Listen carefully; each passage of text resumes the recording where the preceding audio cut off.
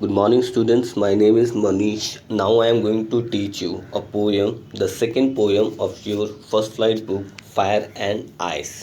ठीक है, तो आज जो हम चैप्टर डिस्कस करने वाले हैं जिसका नाम है fire and ice and same जो डस्ट ऑफ स्नो के जो पोइट थे रॉबर्ट फ्रॉस्ट, उन्होंने भी ये वाला पोएम लिखा है।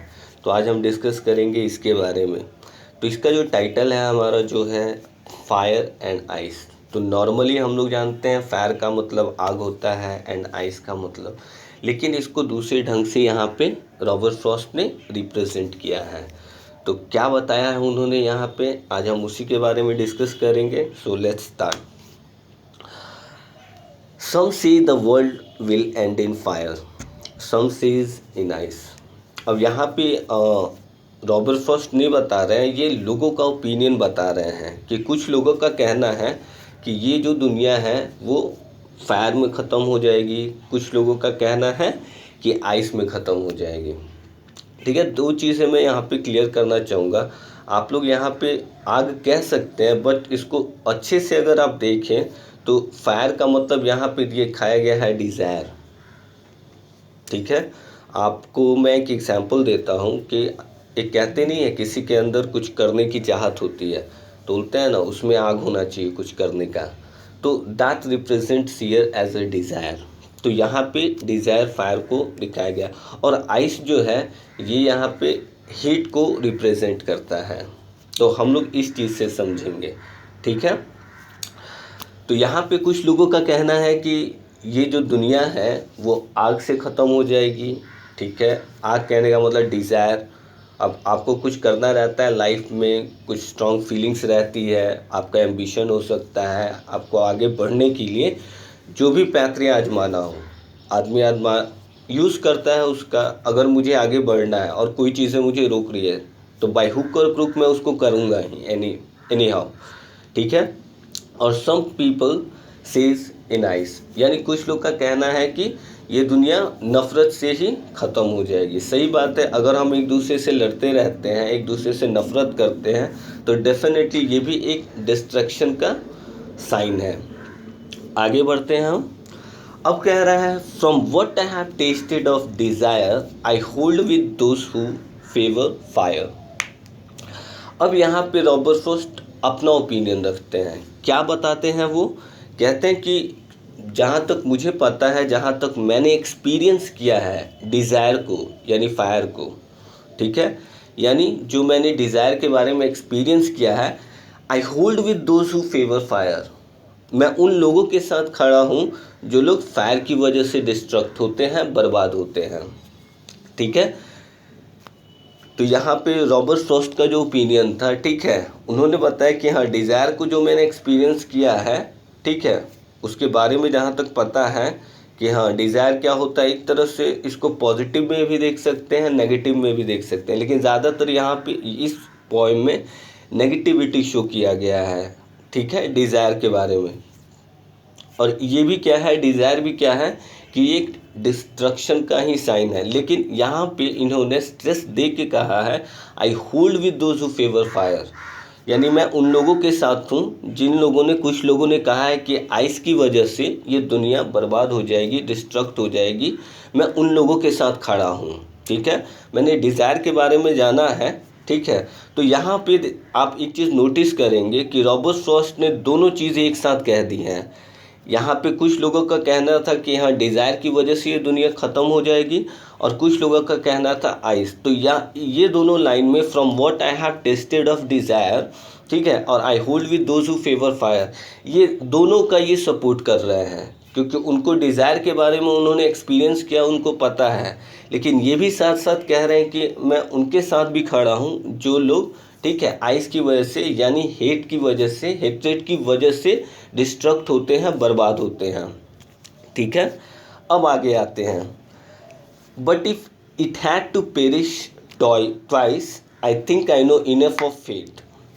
ठीक है, अगर यहाँ पे बता रहे हैं, इस सेंटेंस को उन्होंने यहाँ पे एक्सप्लेन भी किया है कि I hold with those who favour fire. आगे उन्होंने कहा है अगर दुनिया को 2 बार ख़त्म होना हो, ठीक है, अगर दुनिया को 2 बार ख़त्म होना हो तो नफ़रत करना ही बहुत काफ़ी है, ठीक है।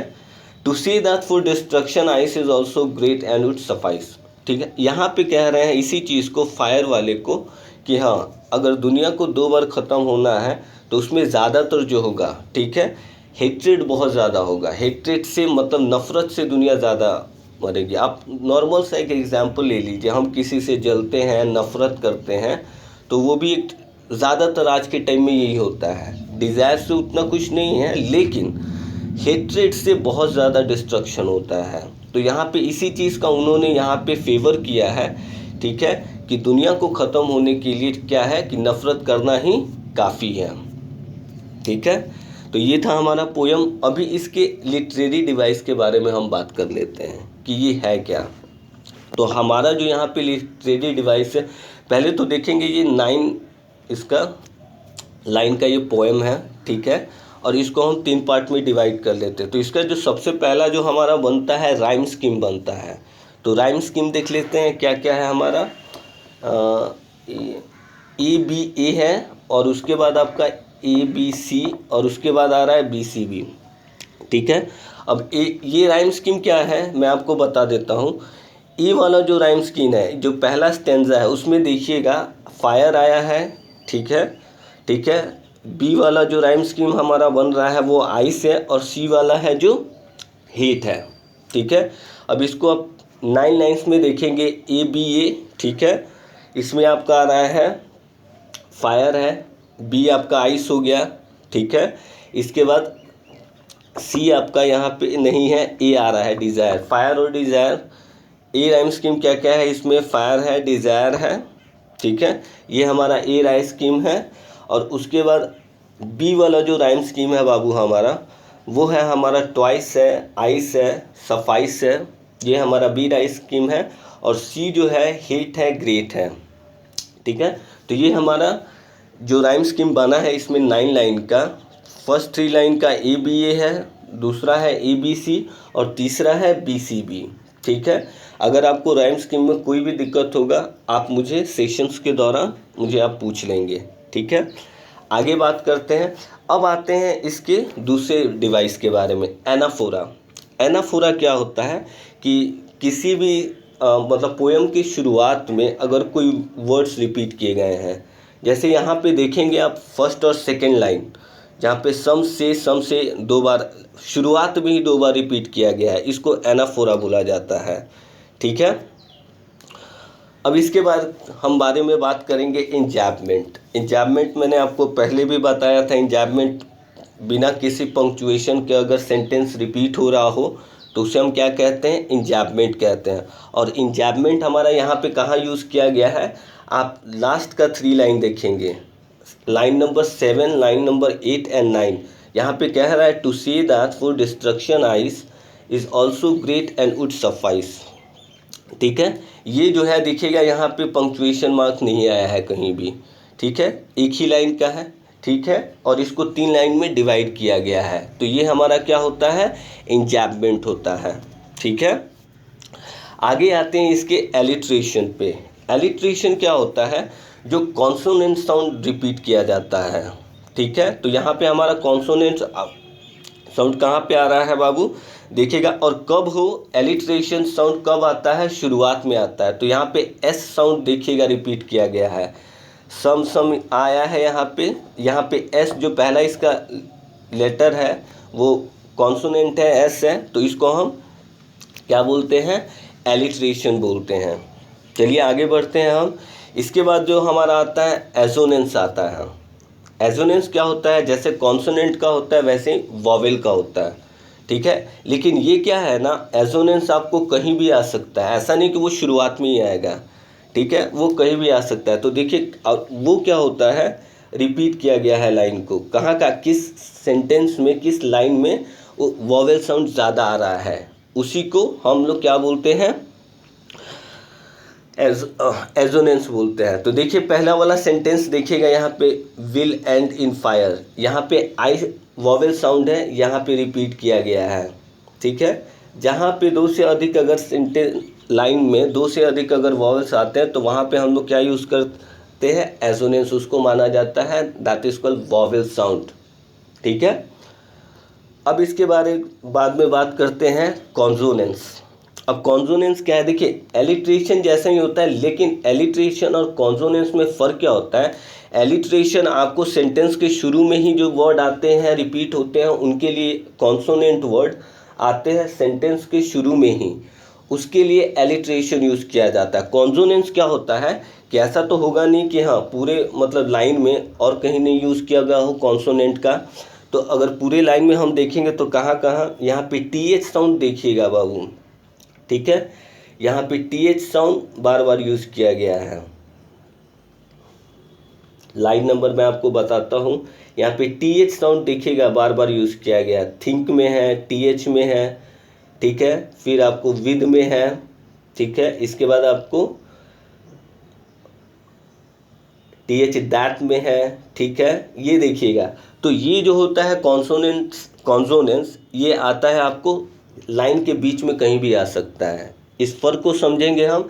एलिट्रेशन और कॉन्सोनेंस एक ही होता है, लेकिन एलिट्रेशन क्या होता है, सेंटेंस के शुरू में ही आ जाएगा। कोई भी लाइन हो उसके अगर पहले या फिर उसके नीचे आ जाता है वो कॉन्सोनेंट साउंड, तो वो हमारा क्या होता है, एलिट्रेशन होता है।